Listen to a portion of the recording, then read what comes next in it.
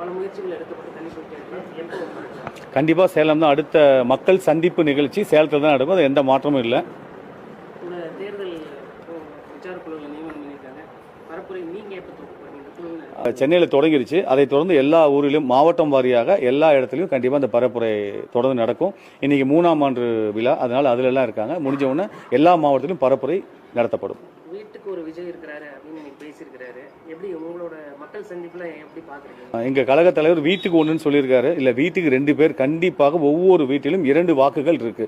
ஏன்னா ரேஷன் கார்டில் ஒரு பேர் தான் இல்லையே ஒழிய எல்லா தாய்மார்கள் நீங்கள் வந்திருக்க அத்தனை பேர் பார்த்துருக்கீங்க. அத்தனை பேர் மனசுலையும் அண்ணனா வயசில் அதிகமாக இருந்தால் தம்பியா இருக்காரு, கம்மியாக இருந்தால் அண்ணனா இருக்காரு. அந்த மாதிரி அம்மாவா எல்லா வீட்டிலும் மகளிர் வீட்டில் சிங்கத்தமிழர் அத்தனை பேர் மனதிலும் அவர்கள் வீட்டிலும் ரேஷன் கார்டில் பெயர் இல்லாத ஒரு பிள்ளையாக வாழ்ந்து கொண்டிருக்கிறார்.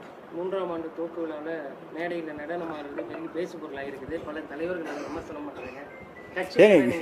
ஏன் எங்க தளபதிக்கு நடிக்க தெரியாதுங்க. திரையில மட்டும் தான் நடிப்பாரு. இயல்பா அவர் எப்படி இருப்பாரோ அந்த மக்கள்கிட்ட அந்த இயல்பா நடிக்காம உண்மையா இருக்காரு. அவர் இதுக்கு முதல்ல எந்த தலைவர்கள் எங்க ஆடல நான் பட்டியலிட்டு சொல்ல வேண்டியதான். யார் ஆடல? முதலமைச்சர் ஆடலையா? பார்லிமெண்ட் உறுப்பினர் ஆடலையா? யார் ஆடல? இதுல போய் என்ன இருக்கு? அவருக்கு நடிக்க தெரியாது. மக்களிடம் எங்களிடம் இயல்பா எப்படி இருப்பாரோ எங்கள் மகிழ்விப்பதற்காக அந்த செயலை செய்யறாரு. அவ்வளவுதான்.